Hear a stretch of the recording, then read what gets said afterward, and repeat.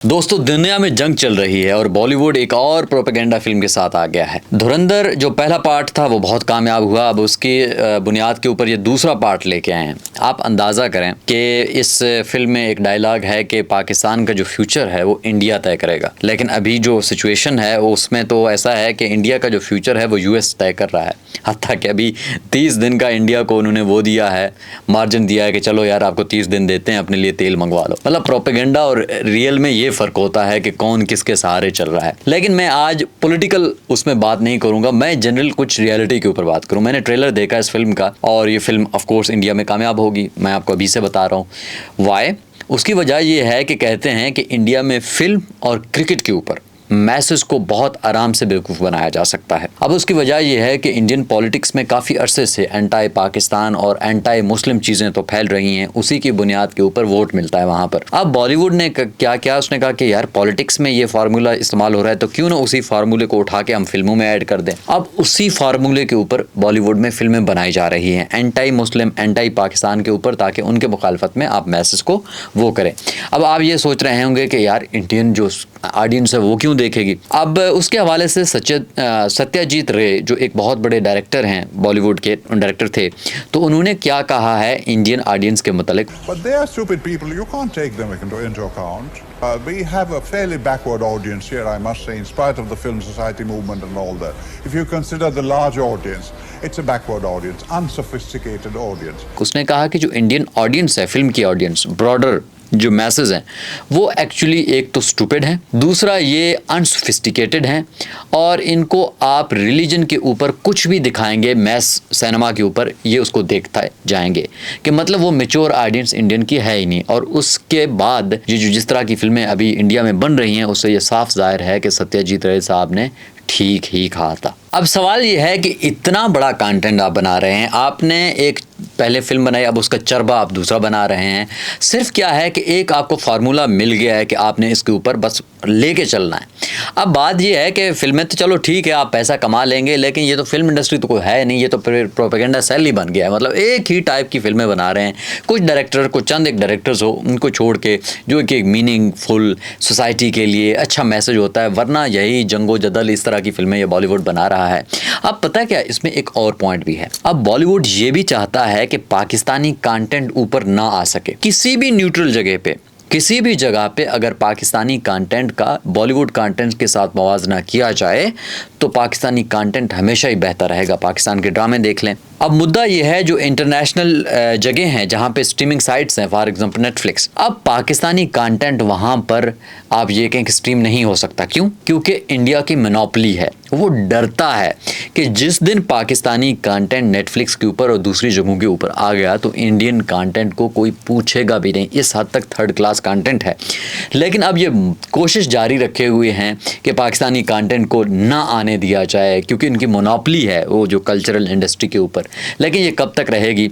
Audience Aahista Aahista mature हो रही है, देख रही है, सब कुछ नज़र आ रहा है। और जिस दिन पाकिस्तानी कंटेंट आया, पाकिस्तान की फिल्में, पाकिस्तानी ड्रामे जो इंटरनेशनल सतह पे आ गई, तो अभी भी यूट्यूब की मदद से बहुत सारे लोग उसको पसंद कर रहे हैं, इवन कि इंडिया में भी। लेकिन जब भी नेटफ्लिक्स के ऊपर या बड़ी जगहों के ऊपर मुकाबला हुआ तो पाकिस्तानी कंटेंट ने इंडियन कंटेंट का ख़ात्मा ही कर देना है। तो एक बैलेंस वर्ल्ड व्यू में तो ऐसा होना चाहिए कि हम कंटेंट बनाएं जिस तरह टर्किश कंटेंट है, कोरियन है, इसी तरह पाकिस्तानी को भी आने दें।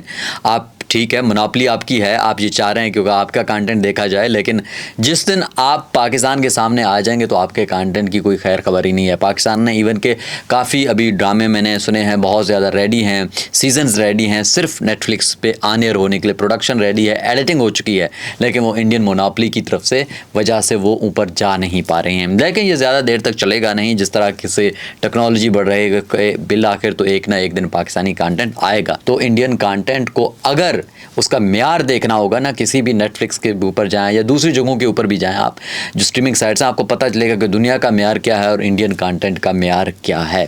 तो जिस तरह की धुरंधर जैसी फिल्में हैं ये इनके सिनेमाज में चलते हैं, क्योंकि मैसेज को आप एंटाई मुस्लिम एंटाई पाकिस्तान कुछ भी कंटेंट देंगे और बहुत बड़े नारे गूंजेंगे, जंगो जदल दिखाएंगे, ये किया है, और हिस्ट्री को डिस्टॉर्ट करके दिखाएंगे, तो ऑफकोर्स वो देखेगी, क्योंकि उनके जहन में एक टीका लगाया जा रहा है कब से कब। तो जिस तरह मैंने सत्यजीत रे साहब का आपको क्लिप दिखाया है, उसी तरह से आज भी वैसा ही चल रहा है। अब आखिरी पॉइंट ये है कि इन्होंने धुरंधर फिल्म में क्या किया है, उन्होंने बिलखुसूस बलोच कम्युनिटी और लियारी और बिलअमूम पाकिस्तान को उन्होंने ऐसा दिखाया जैसे पाकिस्तान कोई बहुत ही पुराने एज में रह रहा है, जहालत का ज़माना है और जहाँ पर सिर्फ जंगो जदल, ये लड़ाई धमाके ये चल रहे हैं।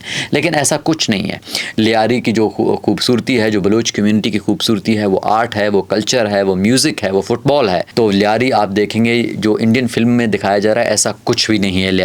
लियारी बहुत खूबसूरत जगह है, लियारी बहुत डाइवर्स जगह है।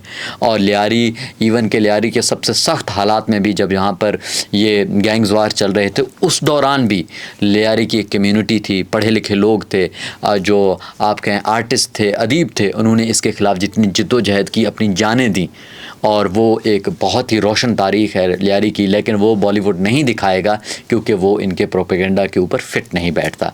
बहरहाल अपने ऑडियंस के लिए, अपने लोगों के लिए आप ये प्रोपेगेंडा बनाएं, आपके लोग देखेंगे, क्योंकि वो एक मखसूस किस्म का एक कंटेंट है, वो देखते आ रहे हैं, आगे भी देखेंगे शायद। लेकिन जो बॉलीवुड के फ्यूचर के लिए इस तरह का कंटेंट अच्छा नहीं होगा। अगर आपने इंटरनेशनल सतह पे, खैर तो ये बनाते ही नहीं है, इंटरनेशनल सतह पे तो कोई देखता भी नहीं है, लेकिन नेशनल लेवल के ऊपर इनकी इंडियन में आप ये कहें कि एक एंटी पाकिस्तान और एंटी मुस्लिम जो प्रोपेगेंडा है वो चल रहा है और उसी को वो बेच रहे हैं। अब एक और सवाल ये भी है कि बॉलीवुड आखिर पाकिस्तानी कंटेंट में या पाकिस्तानी स्टोरीज़ में क्यों दिलचस्पी रखता है। अब हकीकत ये है कि जो लोग इसके डायरेक्टर हैं, जो राइटर्स हैं, जिन्होंने इसके ऊपर आप ये कहें कहानी के ऊपर, रिसर्च के ऊपर काम किया, वो वेल नोन है। ट्विटर के ऊपर वो एंटी पाकिस्तान एक नज़रिया रखते हैं, पाकिस्तान के ख़िलाफ़ झूठी खबरें छापते हैं, पाकिस्तान के ख़िलाफ़ एक नफ़रत का माहौल बनाए रखते हैं, चाहे सोशल मीडिया पे, हर जगह पे, सिर्फ इस तरह से कि किसी तरह पाकिस्तान को एक नेगेटिव लाइमलाइट में दुनिया के सामने दिखाया जाए। आप ये देखो, अरबों की तादाद है, इंडिया की पॉपुलेशन है, उसमें एक छोटी सी कम्युनिटी जो पाकिस्तान इसका 10 to 15 या 30% भी नहीं हो सकता, तो उसके ख़िलाफ़ इतना प्रोपेगेंडा जहर उगला जाता है कि ताकि लोगों को मुखालिफ किया जाए। और इवन के जहाँ वहाँ पर मुस्लिम हैं उनके ख़िलाफ़ भी वो किया जाता है। अब अगर आप फिल्म देखेंगे और जिस तरह के मैंने पहला पार्ट देखा है, जिस तरह की ज़ुबान ये यूज़ करते हैं, जिस तरह का ये दिखाया जाते हैं, और जिस तरह रणवीर सिंह को दिखाते हैं डोले छोले, और जिस तरह का पहनावा, ऐसे तो लियारी में कोई नहीं पहनता, और इस तरह की उर्दू तो कोई नहीं बोलता, वो तो बलूची बोलते हैं। और एट द सेम टाइम काफ़ी दफ़ा इंडिया को लगता है ना, बलूच कम्युनिटी से रिलेटेड या बलूचिस्तान के रिलेटेड प्रोपेगेंडा करके पाकिस्तान के ख़िलाफ़ एक कैंपेन चलाई जाए। तो ऐसा है कि अगर बलूचों का पाकिस्तान के साथ कोई इख्तलाफ भी है, ऑफ कोर्स अगर कुछ है वो भी हो, तो उसका बेटा आपके साथ तो कोई ताल्लुक़ नहीं है। आप जितना भी बलूचों के सगे बनने की कोशिश कर रहे हैं वो आपको अच्छे से जानते हैं। बांग्लादेश की मिसाल हमारे सामने है। तो ये एक हकीकत है जो आश्कार होना चाहिए, और हमारे ऊपर तो पहले आश्कार हो चुकी है। हमें मालूम है कि ये एक प्रोपेगेंडा टेक्निक है जो कि चल रही है, और ये अपने ऑडियंस के लिए, आप ये कहें जो लोकल ऑडियंस के लिए अच्छा है, वो देखते रहेंगे। और इस तरह फिल्में एक आता है, महीने तक चलता है, 2-3 हफ्ते तक पैसे कमा के निकल जाता है, कोई बाद में कोई नहीं पूछता, ना कोई क्रिटिक्स, ना कोई अच्छा लिखता है, और हर बच्चे को पता है कि ये एक प्रोपेगेंडा है, लेकिन फिर भी देखेंगे क्योंकि डोपामिन का अर्ज होता है, उनको ये दिखाया जाता है, उनका डोपामिन बढ़ता है ऐसी चीज़ों से, मुस्लिम के ख़िलाफ़, पाकिस्तान के ख़िलाफ़, क्योंकि रियलिटी में ये कुछ हुआ नहीं जा सकता, लेकिन फ़िल्मों को एज ए प्रोपेगेंडा टूल के तौर पर यूज़ करके किया जा सकता है। क्योंकि जब हम रियलिटी की बात करते हैं तो हमारे पास रियलिटी सामने है काफ़ी अरसे से, कि पाकिस्तान के सामने जब भी आते हैं तो पाकिस्तान ने जिस तरह का रवैया अपनाया है और जिस तरह का जवाब दिया है, तो वो इंडियंस को भी पता है। सो बहरहाल ये फ़िल्में बना सकते हैं, ये इस तरह का प्रोपेगेंडा लेके चल सकते हैं, ये अपने ऑडियंस को बेवकूफ़ बना सकते हैं, तो आप बिल्कुल बनाएं। लेकिन इसका मतलब ये बिल्कुल भी नहीं है कि हम ये कहें कि हम बॉलीवुड के हर फिल्म के ऊपर तनकीद की जाए, बिल्कुल भी नहीं है।